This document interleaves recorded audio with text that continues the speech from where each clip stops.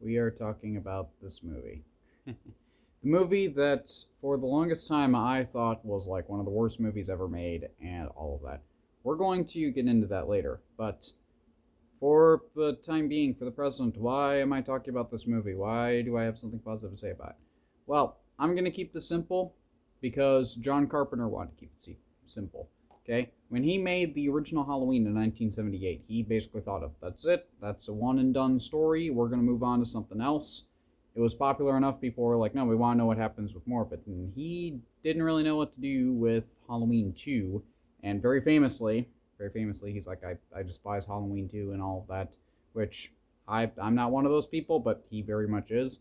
So Halloween 2 came out, and he really didn't like that movie. And basically what his thought was is, like, we are trying too hard to explain Michael Myers and trying too hard to do something with his character and all of that. And so, it was the thing of, I don't want to do this, but I'm doing it because you told me I have to do it. And so Halloween 4 came out. He didn't have a part of that. Halloween 5 came out. Didn't have a part of that. 6 came out. And all of that was a whole mess. And they're like, okay, well, let's try again. So then it was the 20th anniversary. They made Halloween H2O, and they're like, okay, we're going to end this. And then there was a decision made of, well, how about we don't kill off Michael Myers definitively? So it was a thing of, okay, well, if he's not allowed to be killed off definitively, but we wanted to have a showdown, what do we do? What do we do from there? And so, in short, I feel like this movie is basically a showcase of, yeah, John Carpenter wasn't wrong in what he said. Now, do I like the Halloween franchise and all of the movies? I like some of them. I really like some of them.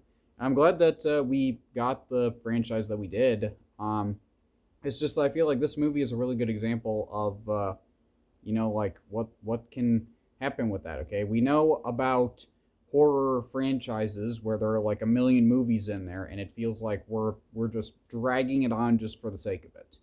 And this movie kind of shows of, yeah, that can have some negative effects. And so this movie, the way that it is, I know that there are a lot of things to despise about this movie.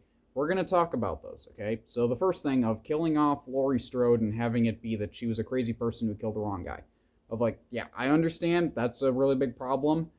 However, like I said, it was a decision of we're going to have some big showdown between Laurie and Michael in the previous movie, but we also can't have Michael be definitively killed off. So the ending was cool, but they're like, okay, well, that we can pretend that that's it, even though it's not allowed to be it. And some people do that. They're like, nope, resurrection doesn't exist. It ends with Laurie chopping his head off with the axe and all of that. Of like, yeah, sure, okay.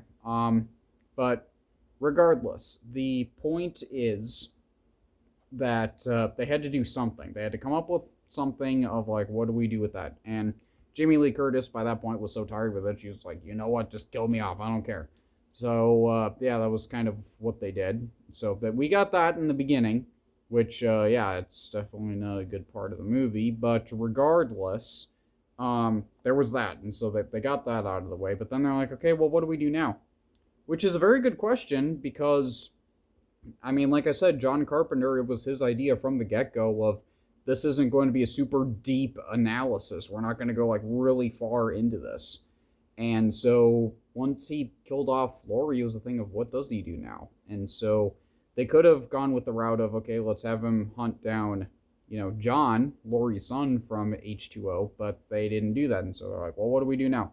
And then Dimension did what Dimension does, and if you watch the Hellraiser movies and the direct-to-video Hellraiser movies, you can see that they kind of had this idea of taking, like, generic scripts and then converting them into something else. So, like, you had all of these different scripts for, like, murder mysteries and police investigations and all of that, and they just converted them into Hellraiser movies and all of that. And so they kind of did something similar to where, from what I understand, someone had an idea of, let's make this, like, sort of found footage movie, but also like a movie of like reality TV and like flipping that on its head to where the people are in a real danger, but they don't think that they are. So from what I understand, they kind of did that.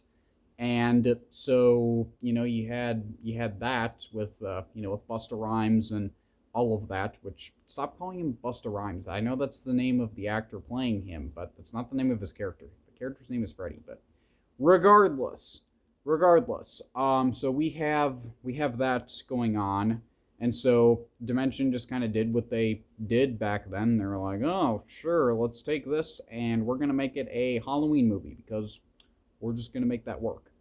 And so yeah, and you get problems with that because it's like, okay, well, this I can't take this seriously. There's some dumb stuff happening here and some stupid things that happen in the movie because of that, and yeah, all valid points. However, like let's points all back to the original point that John Carpenter was trying to make after the first movie came out and people wanted a sequel. He was like, there's no sequel to tell. There's nothing else that can be done with the story. And very famously, when he wrote the script for Halloween 2, he just brushes that off of, look, I was drunk, I didn't care, I didn't know what I was doing, it's a terrible movie and all of that. So it shows that, like, he thought of, like, okay, Michael Myers, that's cool, but let's tell some other stories. Let's do something else with this.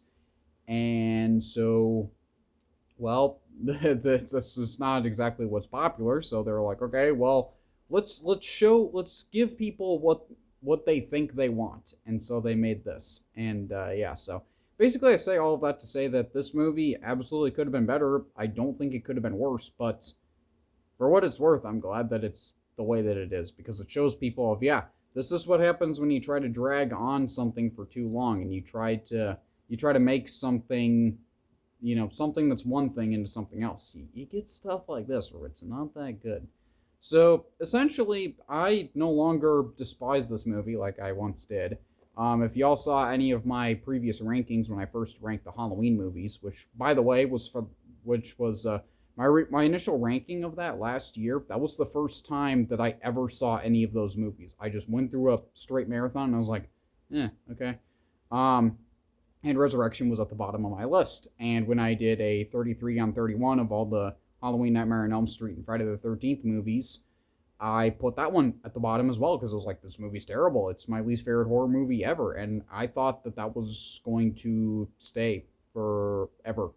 And I even put a list together of like my least favorite. I didn't make it into a video, but I put a mental list together of my least favorite movies of all time.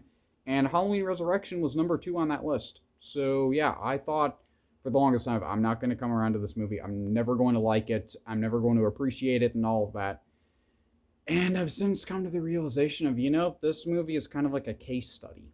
Like psychologists when they like run experiments and they try to see how people react to different things and all that. I feel like this movie is kind of like that, of like, yeah, it's not very good, but it's kind of interesting to look at as like a piece of history and all of that. So yeah, that's where I stand on this movie. For what that's worth, I don't know.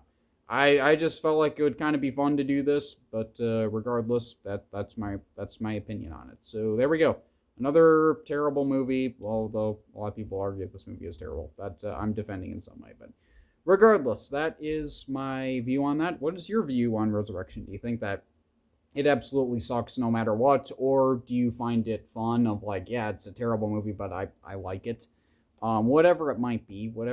If you agree with my video or opinion or anything like that, you can definitely leave a like. If you appreciate this kind of stuff, you can leave a like. Let me know in the comments what you think if you feel so inclined. If y'all want to see more content like this, you can definitely subscribe. Stay tuned for other stuff. But other than all of that, I do hope you enjoyed. I hope that I'll see you all later. Now, trick or treat. What about